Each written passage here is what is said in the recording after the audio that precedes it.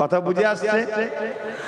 আসেন হযরত আবু বকর সিদ্দিক বলছে, হে আমার নবীর সাহাবারা, অবশ্যই অবশ্যই আমরা নবীকে যে ভালোবাসি বলি, এর ইজহার আমাদেরকে দেখাতে হবে, এই ইজহার আমাদেরকে পরীক্ষা দিতে হবে।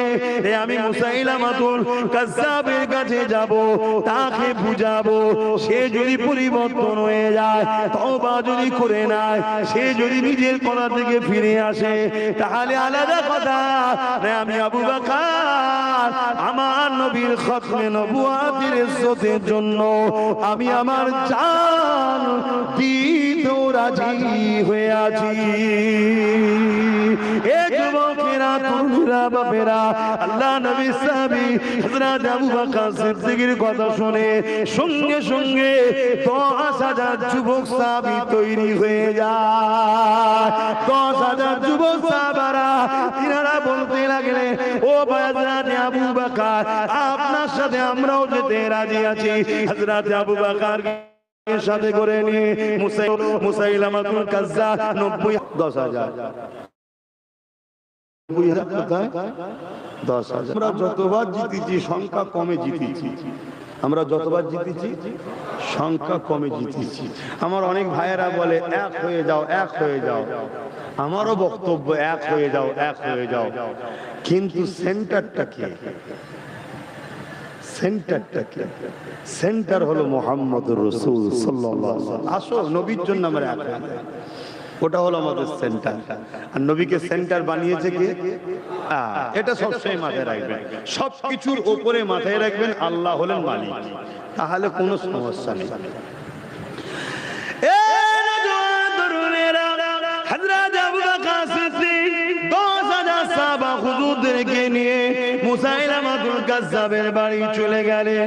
মুসাইলামাতুল কাজ্জাব 90,000 সৈন্য নিয়ে উলঙ্গ তরোয়াল নিয়ে তাকে পাহারা দিতে লেগেছে।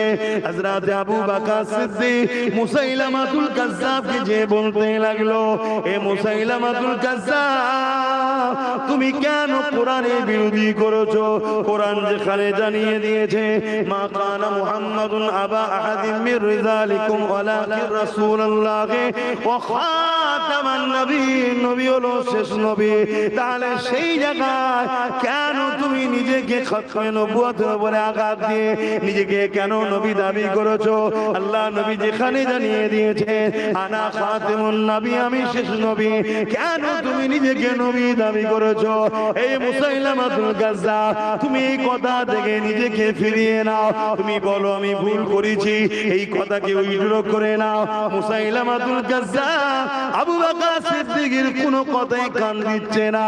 সে ভাবতে লেগেছে আবু বকরের সাথে 10,000 রয়েছে, আমার সাথে 90,000 রয়েছে, এই সুযোগে 10,000 কে ফিনিশ করে দেওয়া যাক। শুনছেন? যেমন আজকেও কেউ কেউ ভাবছে ক্ষমতা আমাদের হাতে, কি মিলিটারি আমাদের, সব আমাদের, এই সুযোগে মেরে দেওয়া যায়, কিন্তু ঘোর কেটে যাবে। যতবার করেছে ঘোর কেটে গেছে। হাতে পাগলামি করুনি, যা করে খাচ্ছ ঝেড়ে ঝুড়ে চিটিংবাজি করে খেকে যাও। হ্যাঁ, আর না একদম ঘোর কেটে যাবে। চামচিকে পাহাড়ে গিয়ে ধাক্কা মেরেছে, বলুন তেমনি ওর নাকের ডিজাইন ভালো না, কিরম হবে বলেন তো? এই দশা।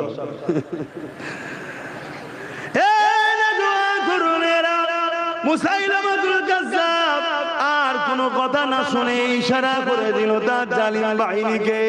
হঠাৎ করে সাহাবা হুজুরদের উপরে হামলা করে দিল। যুবক ফতোয়া শুনে লাও এখান থেকে, মশলা জেনে লাও এখান থেকে। হঠাৎ করে হামলা করে দিল। এই হামলা করে দেওয়ার পরে আচমকা হামলাতে আমার নবী বিপদ করবে।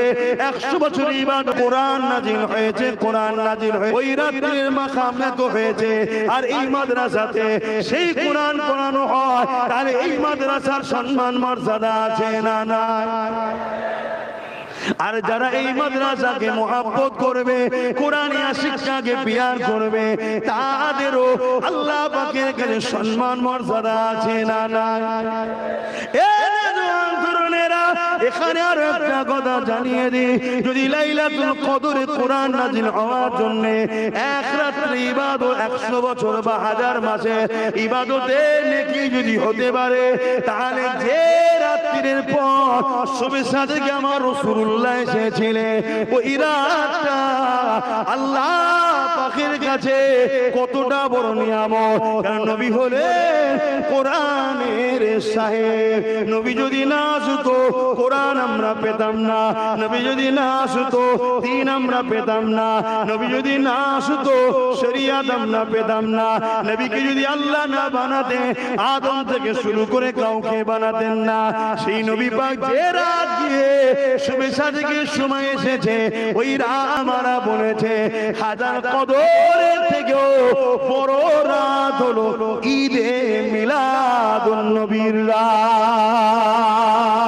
এ যুবকেরা, তরুণেরা, বাপেরা, প্রেম এখানে হয়, ফতোয়া এখানে হয়, ফতোয়া এখানে থাকে, প্রেম এখানে থাকে, ফতোয়া এখানে থাকে। এ দলিল ছাড়া কথা বোঝে না, এ চোখে ছাড়া, এমন করে দিমাগ ছাড়া, দেখা ছাড়া, ধরা ছাড়া, শুকা ছাড়া, শোনা ছাড়া এ চলে না, এ কিছু বোঝে না। এ দলিল লাগে, এর দলিল লাগে। এই জন্য শরীয়তের দলিলের প্রয়োজন। এই জন্য এখানে আল্লাহ শরীয়ত রেখেছে, এখানে আল্লাহ ইলম রেখেছে, এখানে আল্লাহ জ্ঞান রেখেছে। কিন্তু ঈমান কি আল্লাহ এখানে রাখেনে? কারণ ঈমান কিছুই বোঝে না, ঈমান প্রেম আর আদবের না। তাই আল্লাহ ঈমানকে এখানে রেখেছে। আরো জোরে বলুন সুবহান।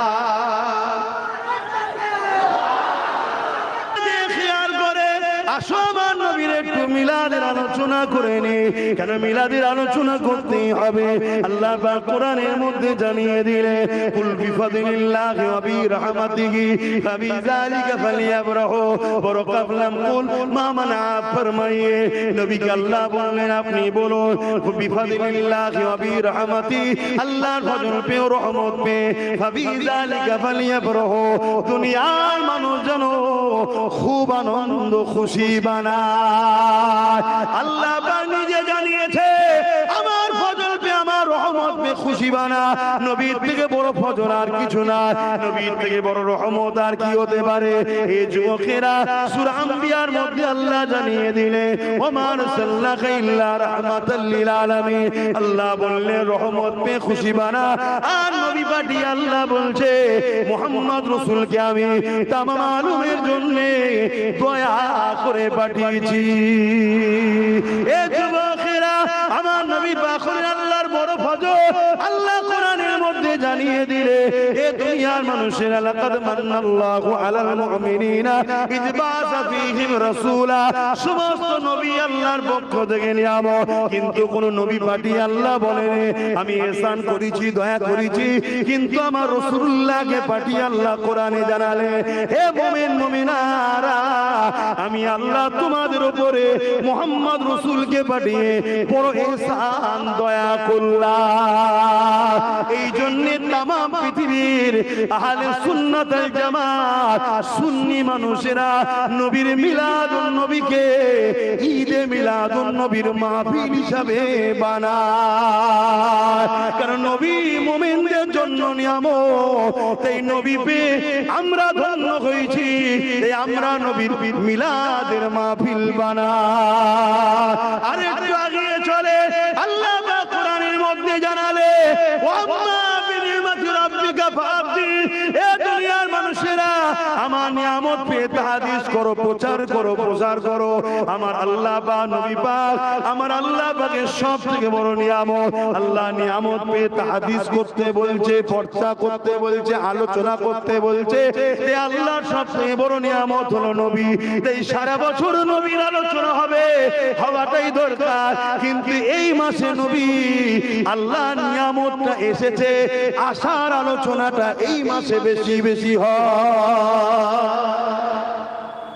বলুন, এলে ঝগড়া করার কোনো দরকার আছে না? ওই যে ঢোল বাজবে মিলাদের মাসে এসেছেন আমি আর একটা ছোট কথা বলে যাই আল্লাহ নবী নূহ নবী নবী 40 বছর বয়সে নবুয়তের এলান করলেন এলানের পরে আল্লাহ নবী নিজে বকরি জবাই করে খানা করে সাহাবা হুজুর দিগকে মিলাদের খানা খাইয়েছে আরো জোরে বলুন সুবহান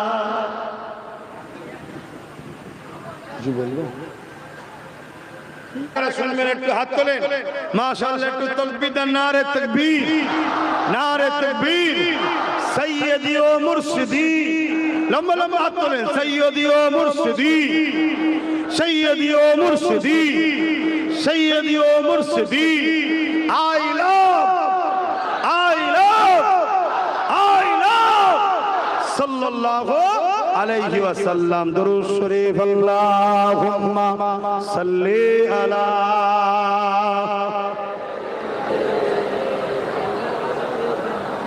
যদি আমার নবীর ভালোবাসাতে জেল খাটতে হয় ভালোবাসলে আপনারা জেলে যেতে রাজি আছেন তো নাকি তাহলে পুরো হিন্দুস্তানি তো জেল হয়ে যাবে কে কেন আমার অমুসলিম ভাইদের মধ্যে কোটি কোটি ভাইরা আমার নবীর আখলাক চরিত্র যারা জীবনী পড়েছে তারাও প্রফেট মুহাম্মদ সাল্লাল্লাহু আলাইহি ওয়াসাল্লামকে সম্মান শ্রদ্ধা ভালোবাসে সবচেয়ে বড় বিষয় আমার দেশের যারা মহামনীষী ছিল গান্ধী বাবুর মতো মানুষ নেতাজি